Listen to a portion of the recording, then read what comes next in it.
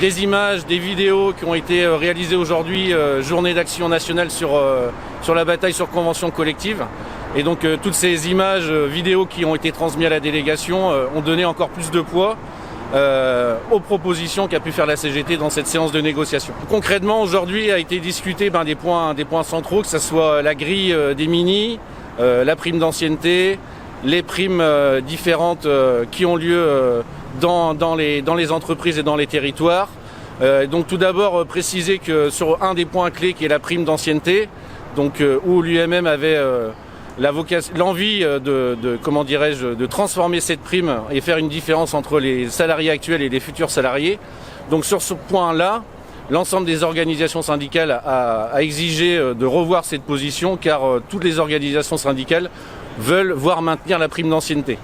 Ce qui a amené l'UMM à refaire une proposition sur cette prime d'ancienneté, à savoir maintenir la prime d'ancienneté telle qu'on la connaît à l'heure actuelle. Cependant, beaucoup de points manquent beaucoup dans cette proposition, à savoir qu'on ne connaît toujours pas le mode de calcul de cette prime d'ancienneté, étant donné que les coefficients ont disparu ou vont disparaître, que la valeur du point n'existe pas à l'heure actuelle.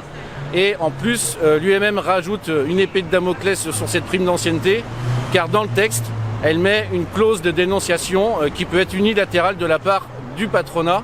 Donc non seulement la prime d'ancienneté n'est pas garantie dans le temps telle qu'on la connaît à l'heure actuelle, mais en plus il rajoute une épée de Damoclès sur cette prime-là. Sur les autres primes, à savoir les primes de travail d'équipe, de nuit, etc., la CGT a réaffirmé qu'il en manque beaucoup dans le texte, étant donné que pour l'instant très peu de primes sont reprises et qu'il en manque un grand nombre, notamment des primes qui sont pratiquées en territoire, comme par exemple la prime vacances, la prime salubrité. Voilà, beaucoup d'éléments qui ne sont pas présents dans le texte. Et d'ailleurs, on a rappelé que même si ces différents sujets ont pu être évoqués dans d'autres thèmes, pour nous, ce qui compte, c'est de retrouver ces primes-là dans le thème rémunération, étant donné que ce thème rémunération est un thème qui sera impératif aux entreprises, c'est-à-dire qu'ils seront obligés de l'appliquer.